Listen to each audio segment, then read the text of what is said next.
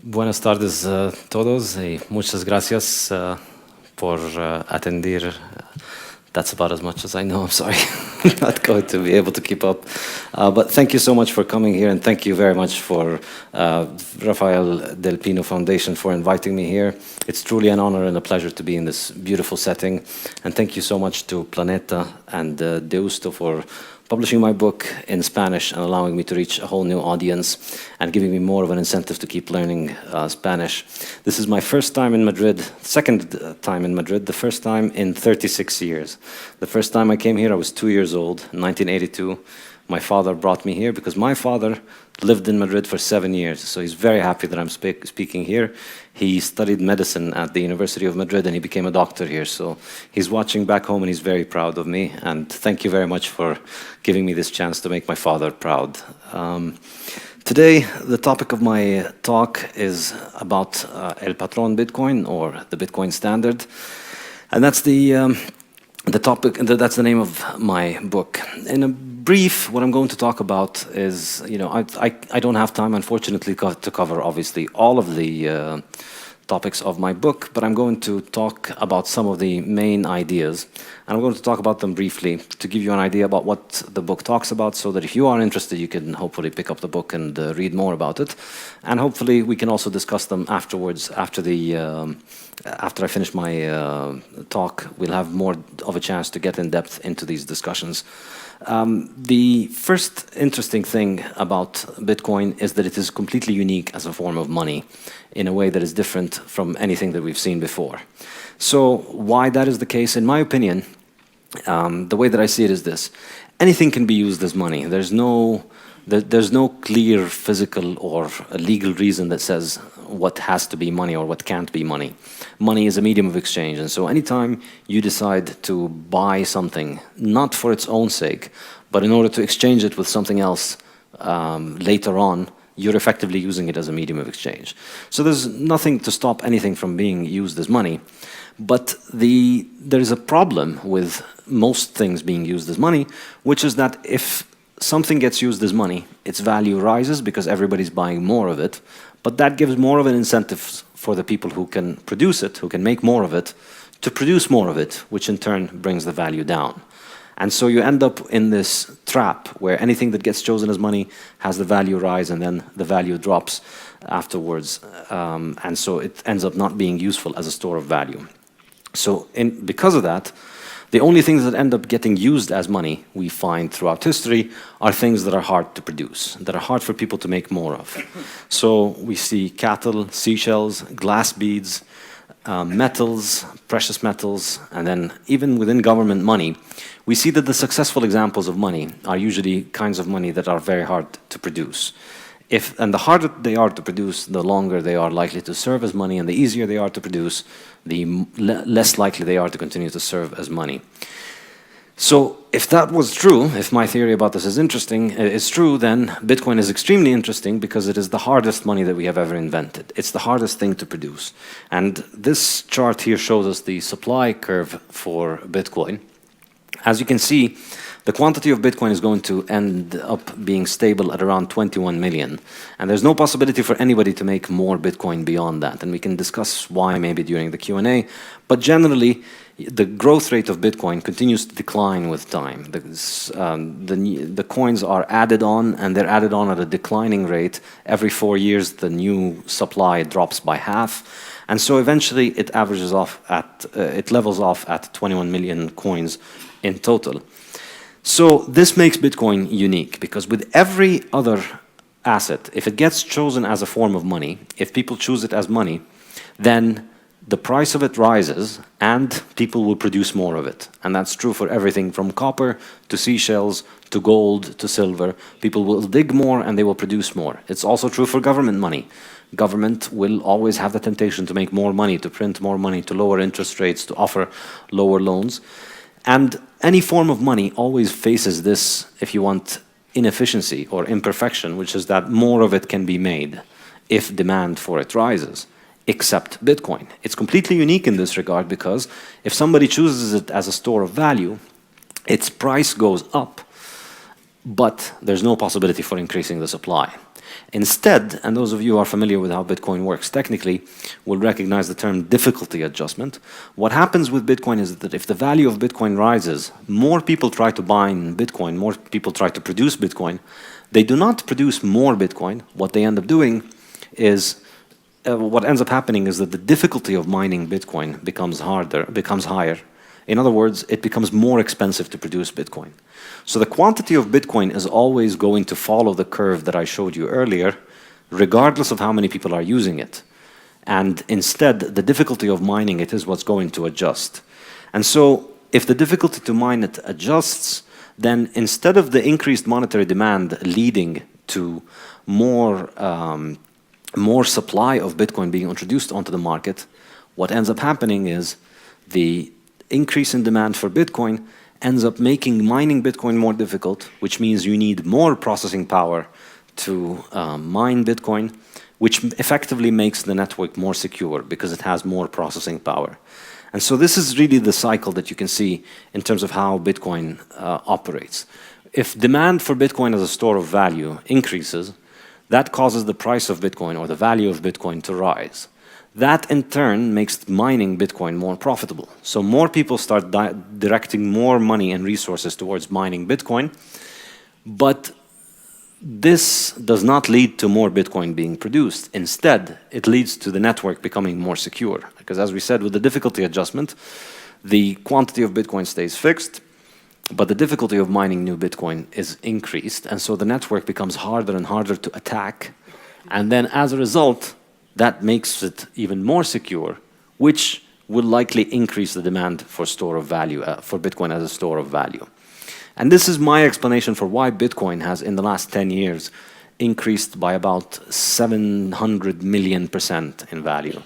You know, because every time somebody new wants to buy Bitcoin, there's no possibility for them to create extra Bitcoin. The only way for them to get Bitcoin is to raise the price at which they bid for it, which raises the price, which in turn makes the network more secure.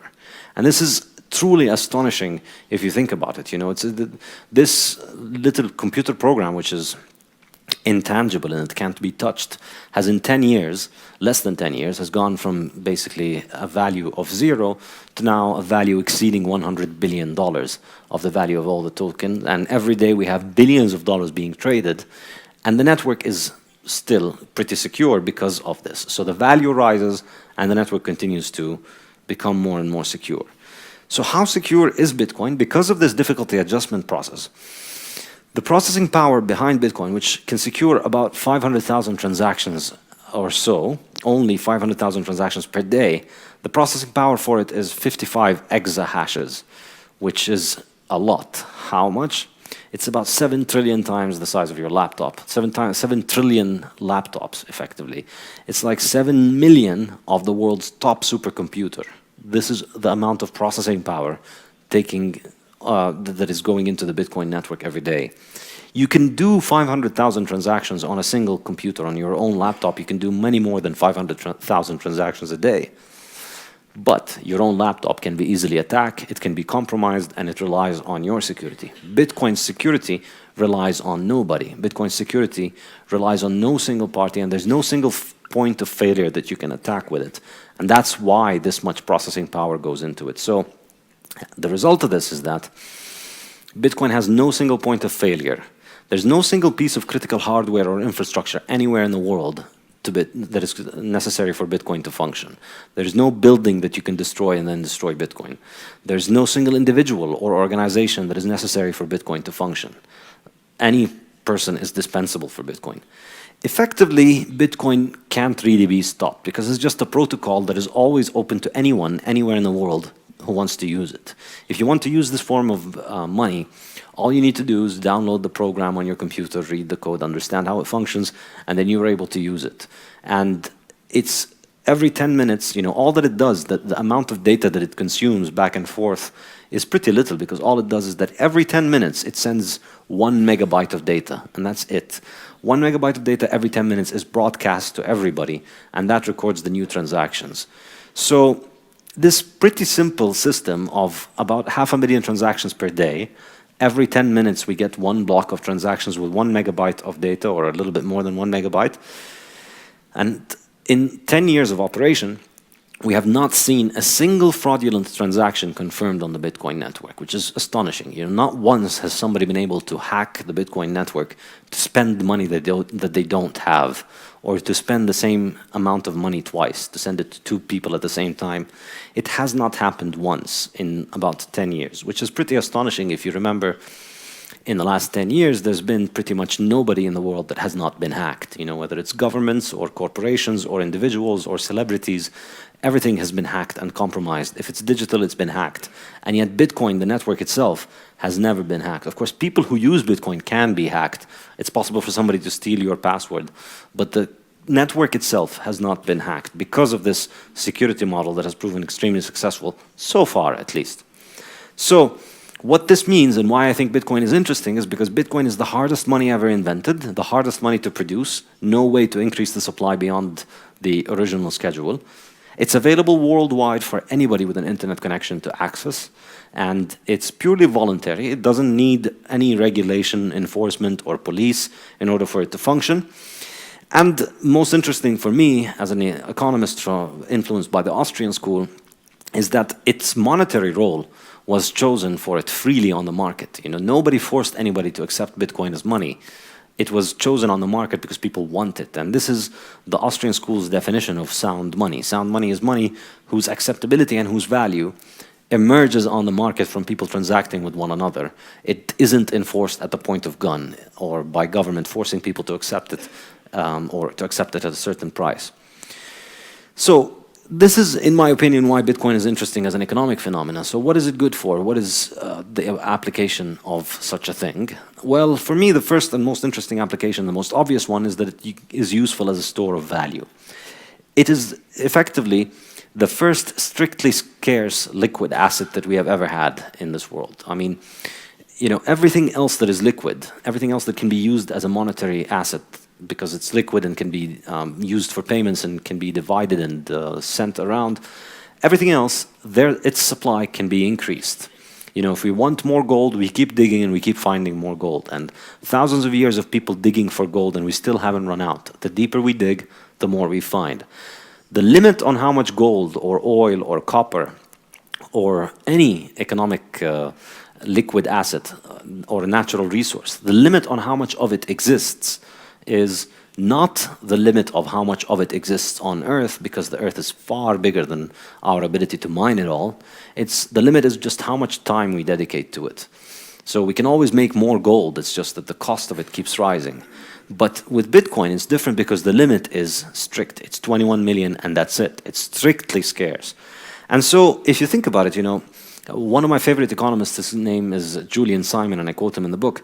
He used to say, he wrote a very important and influential book that is called The Ultimate Resource. And he says the only truly ultimate resource that exists in the world is human time, because with human time, we can make more of anything. There's no scarcity of copper, oil, zinc, whatever it is. If we want more of it, we just need to dedicate more time for it, and we'll make more. And in the 70s, Julian Simon was always arguing with the environmentalists who, if you may remember, those of you who were around in the 70s, we were going to run out of nickel, we were going to run out of oil, we were going to run out of water, we were going to run out of everything. And yet here we are 40 years later and we have more of everything, not less. So why do we have more of it? Because we dedicate more time to it, and the more human beings we have, the more time we have, the more we can make of all of these things. But Bitcoin and human time are the only two things that are scarce. And so, you know, the ultimate resource is human time, but Julian Simon, unfortunately, is not with us anymore to see that finally we have something that is as scarce as human time. And so for me, if you understand money as a store of value, you know, you use money to store the value that you produce with your time. And since your time on this earth is limited, you know, you would like to be able to store it in something that is also limited, because if the thing in which you store your money is easy to inflate, if the supply of it can be increased easily, then it is possible for people to effectively steal the value of your time by making more of the money that you're making, you know? So if you put your value into, say, Venezuelan bolivars today, because the government can print more and more of it, it is able to rob your value from it. So Bitcoin is effectively the strictest, scarcest asset that we've ever invented, and therefore for me, it would be arguably useful as a store of value, at least in the very long run, and possibly our most advanced technology for transferring value across time, because it's not possible to inflate it or increase its supply.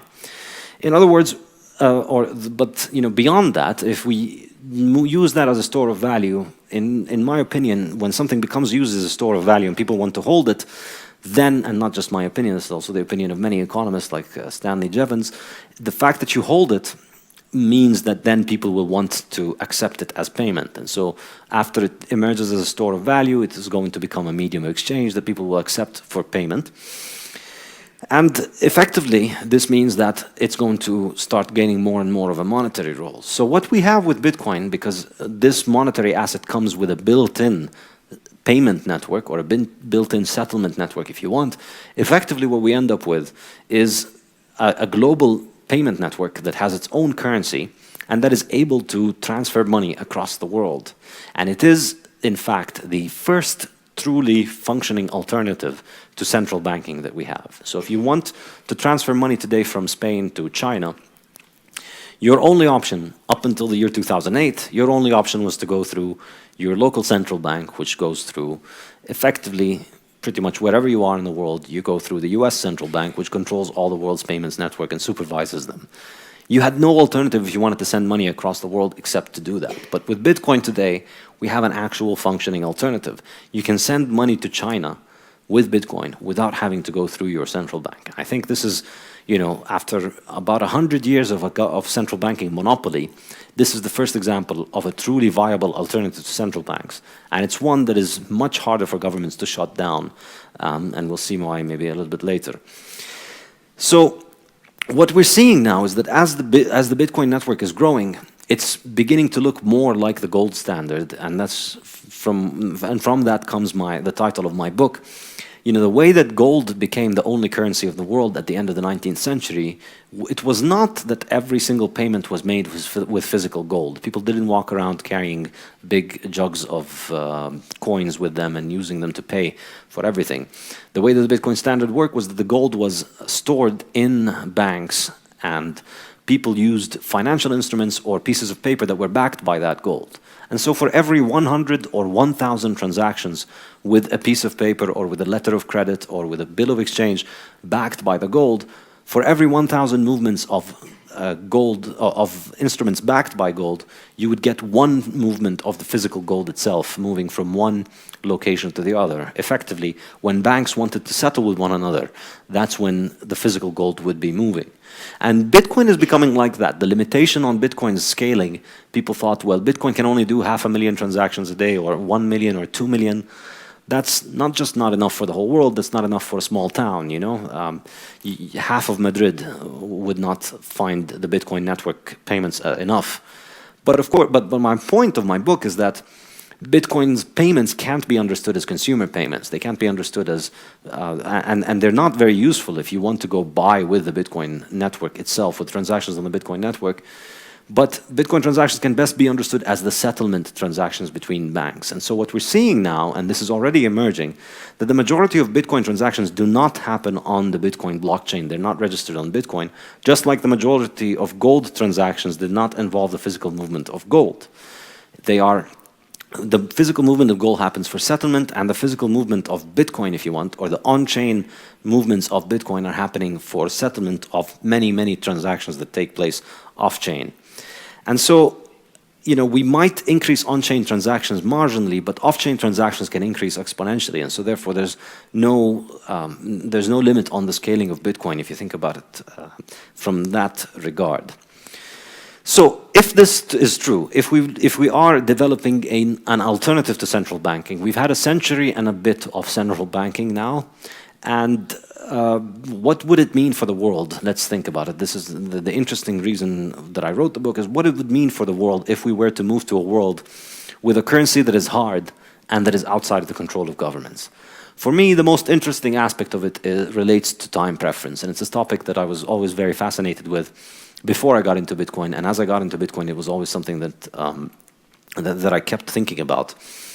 Specifically, the way that I think of it is this. If money is easy, if the value of your money is expected to collapse over time, if you think that, you know, the 100 euros that you have today, in 1 year they're going to be worth, let's say, 5% less, you are far more likely to spend that money today than if you would expect that that 100 euros will be worth 5% more next year, right? If you expect it to go up, you're more likely to hold on to it. If you expect it to go down, you're more likely to spend it. So easy money, effectively, encourages people to spend more. Hard money encourages people to save and spend less. And of course, another way of understanding this mechanism is through interest rates. Easy money, increase in the supply of money, causes interest rates to drop artificially low, which gives people an incentive to consume more and gives them less of an incentive to save.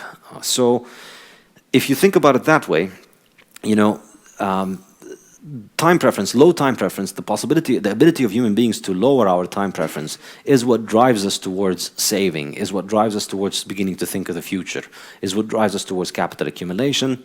Capital accumulation, once we develop the ability to accumulate capital, it increases our productivity. You know, when we moved from catching fish with our hands to catching fish with a fishing rod to then using big boats for catching fish, all that is happening as we increase the capital stock is that our productivity goes up. You know, the fisherman who tries to catch fish with their hands is able to catch 5 fish per day. The one who uses a big giant boat with modern electronic equipment is able to catch 10,000 fish per day. So the productivity continues to go up, which means better material living standards. This is why economist Hans-Hermann Hoppe, also from the Austrian school, calls low time preference, says that low time preference is what initiates the process of civilization.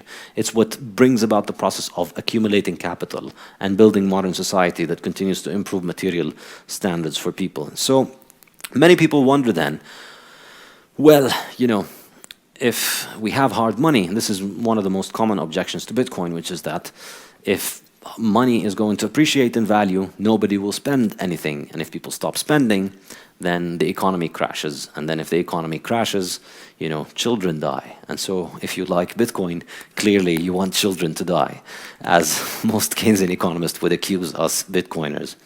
However, you know, on closer scrutiny, we find that that's not exactly accurate. And for illustrating that, I always like to point out this example. This is a 10 megabyte hard disk, which in 1980 you could have gotten for $3,495. Now, how much can you buy a 10 megabyte drive today? Well, you can't find one today, but you know, if you wanted to buy 10 megabytes, they probably cost less than 1 cent or maybe 10 cents or something like that. That's roughly the price of 10 megabytes. So why would anybody in 1980 buy a hard drive like this when they could just wait 38 years and buy it for 10 cents, right? And in fact, you know, why do you buy your iPhone today for 700 euros or whatever when you can just wait 10 years and then you'll pick it up at the, you know, from the junk store for 5 euros or something like that? Why do you buy it for 700 today? Well, the answer is that time preference is always positive. In other words, people always prefer present consumption over future consumption because, ultimately, because our time on this earth is limited. We are going to die one day, and you don't know if you're going to die before you get the hard drive, and so you would rather get it now. You know, you think about also the people that bought this hard drive in 1980, were they better off for buying it, or should they have waited and for the price to drop? Well, buying it in 1980 allows you to, you know, it could be that Steve Jobs bought this exact hard drive in 1980, and it helped him build the company that he built, and it helped him become productive. So does the fact that the price of things will drop stop you from consuming completely? Of course not. Well, if I told you that the price of food next year is going to be cheaper than today, will you spend the whole year hungry waiting for the price of the food to drop? Obviously not. You need to eat today. So Keynesians are correct in identifying the mechanism of the hard money reducing consumption. They're incorrect in assuming that this is going to eliminate consumption.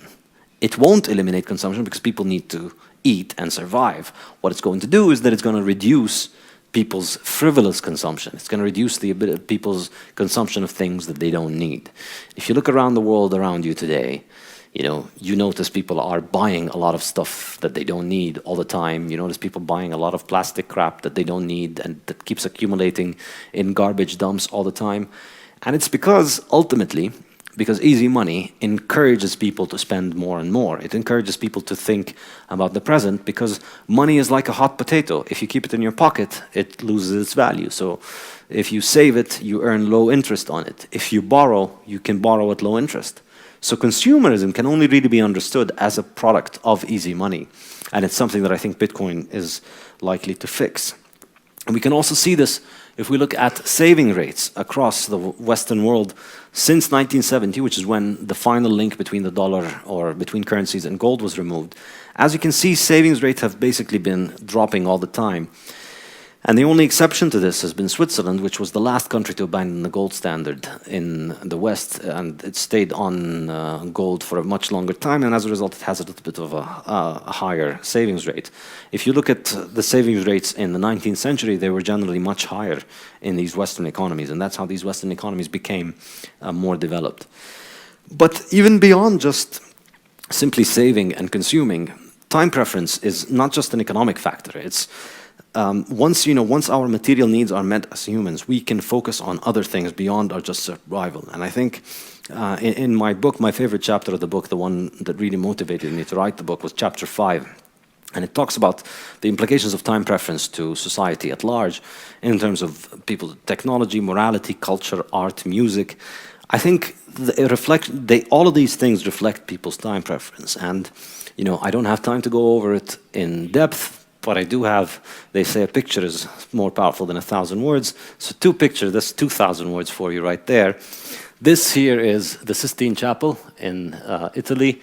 And this here, anybody know what this is? Who drew this? Yep, a guy called Rothko. So 400 years ago, when people spoke about art, this was Michelangelo hanging from a ceiling of the Sistine Chapel for 4 years, trying to draw this. And then he wrote a poem, which I quote in my article, talking about how much this destroyed his health, all the problems it gave him, how exhausting it was, how much work and time went into producing this. And this is the reason it survives today. Compared to the kind of things that we call art today, which effectively take 15 minutes to build and 7 minutes to develop the skill set needed for it. There isn't a 15-year-old in the world who couldn't produce this after 20 minutes of giving them just a little bit of colors. And I'm sure there are some modern art fans here who might get upset. Sure, there's no, as they say, and there's no disputing in taste. There's no argument about taste. However, there is argument about time. This thing takes far more time to produce and skill than that. And I think it's no coincidence that we live in a time in which most of our art is very simple, very fast, easy to produce. And it's not just the art, you see this in everything. And I think it's impossible to understand these things outside of the context of time preference.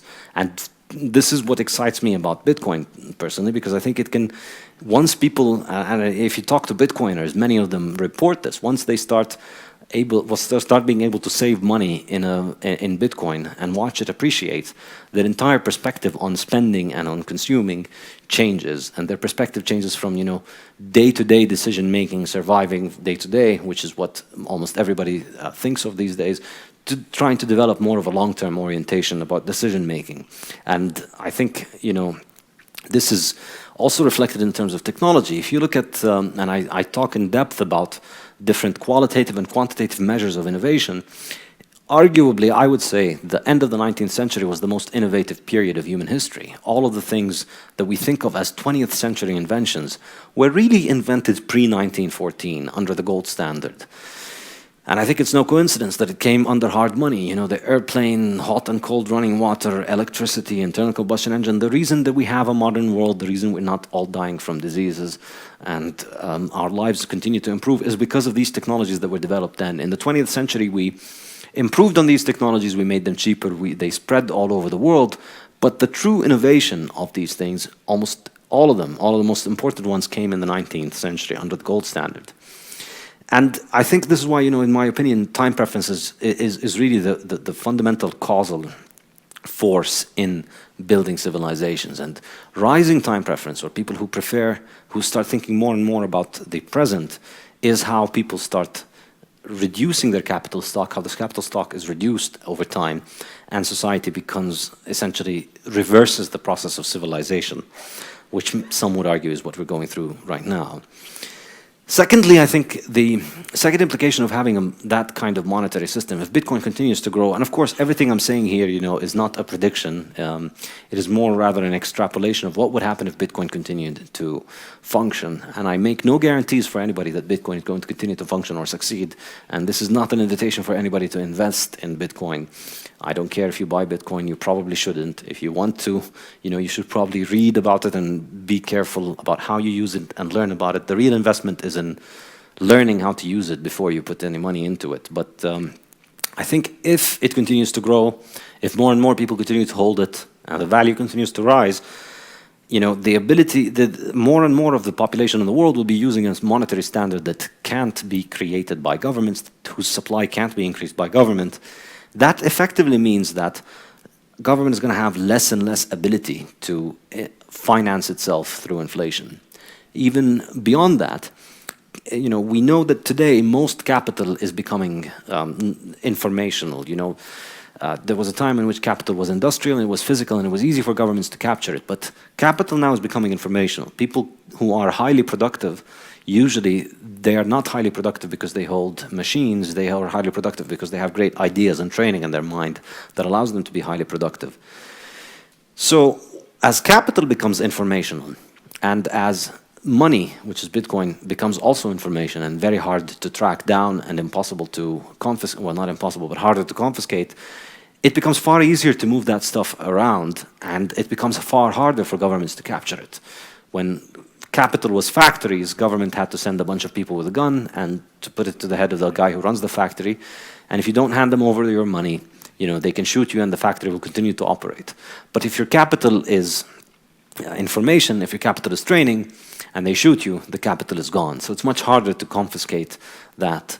And so that means that government's territorial monopoly is going to count for less and less, and that governments will have to effectively compete for productive people rather than try and extort them. And so that the places that are the most hospitable to productivity are likely to become more and more productive over time. So you would expect that you would see less and less role for the nanny state, for the managerial state, and more of a return to the model of classical liberal limited government that we saw in the 19th century. Or even beyond that, government based essentially on consent, or government as just, effectively not government anymore. Once it's just purely based on consensual dealings between others, I like to call it the Swissification of the world. Switzerland, if anybody here knows who is the president of Switzerland? Never did I do this and get an answer to this. Nobody knows the president of Switzerland. Not even the Swiss people know the president of Switzerland. Why? Because he doesn't do anything. It doesn't matter. You could put a monkey as the president of Switzerland and the country will continue to operate. He just needs to cut a few ribbons every now and then and stand up and take a nice photo, and that's it. But everybody knows the president of Venezuela. Everybody knows the president of North Korea. Why? Because he matters a lot to everybody living in Venezuela and North Korea.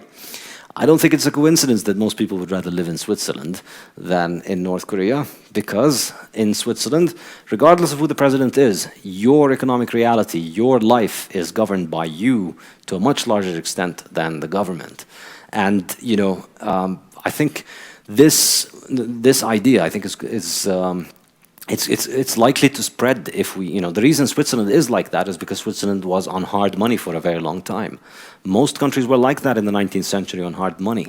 Most European countries were like that in the 19th century on hard money, and they changed as the government had the printing press and was able to finance itself with inflating the money supply. So I would expect that you would have less and less role for government, and then you would get a re-emergence of the role for family, for local community, as a replacement for government, or to be as a return for them, and to take away the role of government as their replacement, which is what government has done over the last 100 years.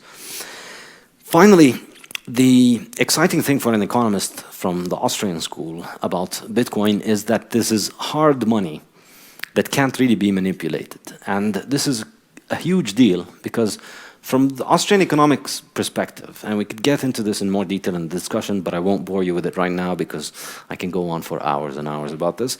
From the Austrian business cycle, what the Austrian business cycle says is that the only reason you can get recessions and financial crises and inflation is because of central planning of the money supply, or because of the central planning of the capital markets.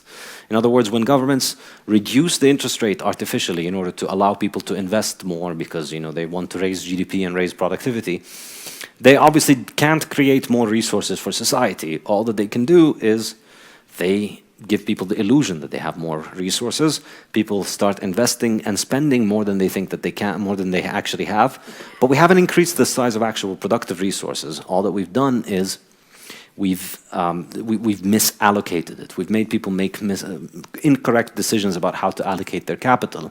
And the result of that is always that this misallocation is later exposed and businesses collapse. And this is, the business cycle that you see in the housing bubbles, that you see in the dot-com bubble, the stock market bubble. And effectively, from the Austrian perspective, all of these bubbles are just the inevitable consequence of easy money, inevitable consequence of governments trying to manipulate the money supply. In other words, if you look at, say, Poland in the 1960s, 70s, and 80s, they always had problems and shortages of oranges and bananas and apples and all these agricultural goods, because all of the market for those things were centrally planned and controlled by governments. And yet, here we are, after communism has collapsed in these countries, now you go to Poland and they never have a shortage of oranges or apples, It's not the geography, obviously, it's because today, even in the middle of winter, you can still buy mangoes in Poland. But in the 1960s, you could never buy even mangoes, or most crops could never be existing. Why? Because of the manipulation of the price. Essentially, the central planning of the price will always cause misallocations in the economy and will cause shortages or surpluses. And the same applies for capital markets. The interest rate is just the price of capital. And so manipulating the interest rate is manipulating the price of capital, and that will cause problems in the capital market. And so, effectively, all of these problems, if you ask me, are the result of easy money. And Bitcoin, or hard money in general, is the solution to these problems. So my favorite example is Switzerland. This is Switzerland on the gold standard. This is the unemployment rate. It was practically zero. And the inflation rate was also very, very low at that time. Contrary to Keynesian theory, which says that there's a negative relationship between inflation and unemployment, that if you have high inflation, you can't have high unemployment. Well, they had low inflation and low unemployment. This is how it was in Switzerland up until the 1970s. And then, once they stopped being on the gold standard, now, like everybody else, they're getting all these recessions and all this permanent class of unemployed people that is just an inevitable outcome of the fact that the capital markets are always distorted, and capital and labor is always being misallocated because of the manipulation of the price mechanism. So, in my opinion, these things could end on a hard money standard. And if Bitcoin is that, it might really be an enormously beneficial innovation for humanity if it can put an end to government manipulation of capital markets. Beyond that, simply getting rid of the idea of global exchange rates and global foreign exchange. I think perhaps, one of the worst things that has happened in the 20th century is the uninvention of a uniform global monetary standard. And that is the gold standard. The gold standard in the 19th century was the pinnacle of human achievement in terms of economic systems. You could be sitting in Madrid, building something with ingredients from all over the world, and you buy them from everywhere in the world, and you calculate the price of everything in gold, and then you sell it all over the world to people all over the world who pay you in gold. So you're able to calculate all of the prices of all of your inputs and all of your outputs and all of your sales in gold all over the world. And that was the economy that gave us this enormously innovative world. That was the economy of global peace. There's a reason that period from 1870 to 1910 was called in French they call it la Belle Époque. In America they call it the Gilded Age. In Britain it's the Victorian era. It was the peak of the Victorian era. There was little war going on all over the world. There was peace, mostly. People were trading all over the world on one monetary standard. It was a stable monetary standard that was used all across the world because of its stability, it allowed for a lot of cooperation between everybody everywhere. And the notion that we uninvented that and replaced it with national currencies, regional currencies, is effectively like going back to barter. I mean, it's almost as counterproductive as uninventing languages. And let's uninvent Spanish and give every family its own language, and then they have a dictionary between them and the other family, and then every time you want to talk to somebody, you need to convert from your language to theirs. The benefit of having one monetary standard is enormous. And the result of it, today is that the foreign exchange market is about 25 times the size of global GDP, because every time you want to buy something from somebody who lives across a border that has a different currency, not only do you have to calculate it in their currency, but also the value of the currency, yours and theirs, is always fluctuating. So because of this, businesses go out of business not because they make wrong decisions, but because the foreign exchange rates that they use for the supplies that they get or for the markets that they sell to have fluctuated. So something like Brexit could put a Spanish company out of business, even though the Spanish company was very profitable, but because their competitors are British and now the British pound has collapsed, their competitors have a massive advantage, the Spanish company goes out of business. It's absolutely insane that we have all of this, and more companies are dedicating more and more of their resources just to try and get over this system of international barter, trying to figure out how do we play the foreign exchange market in a way that stops us from going bankrupt if something happens in Britain, or if the euro goes down, or if the Swiss franc goes up. And it's absolutely insane that we have to think about that. It's insane that a car company needs to have a foreign exchange department, And this did not exist 100 years ago or 120 years ago. And I think getting rid of this would be an absolutely wonderful boon for humanity, among all of the other things that I mentioned in terms of Bitcoin. In other words, and of course, the political aspect of it, of the fact that today, if we have government money, that means one government has to issue one money that is global, that is acceptable across countries, and that government then develops what is called the exorbitant privilege, which is the ability to print money and finance their operations just by passing on the inflation of the currency to the rest of the world. And that's effectively what drives the current world economy around the US, and so now US fiscal and monetary policy is all over the world. It's already absurd enough that the price of capital is determined by a central planning bureau of 6 or 7 PhDs in economics in the US. It's absurd for the US, but it's even more absurd to think that the entire planet has to follow that, because US monetary policy is global monetary policy. You don't get to vote for Americans, but you still get to import their monetary policy. And I think this is really the promise of what Bitcoin could do. This is why I think Bitcoin is really exciting and really interesting. And it's basically a politically neutral, censorship-free settlement system which separates politicians' morality from people. It's a free market in money, savings, capital, and investments. And if you've seen how much free markets can transform societies, just look at the example of Eastern European countries. I think the possibilities from a free market in money, savings, capital, and investment is an absolutely amazing one, and one that is well worth anticipating and looking forward to. Thank you very much. This is my website and my email, and this is the cover of the book. Thank you very much for coming and for attending this. Yes.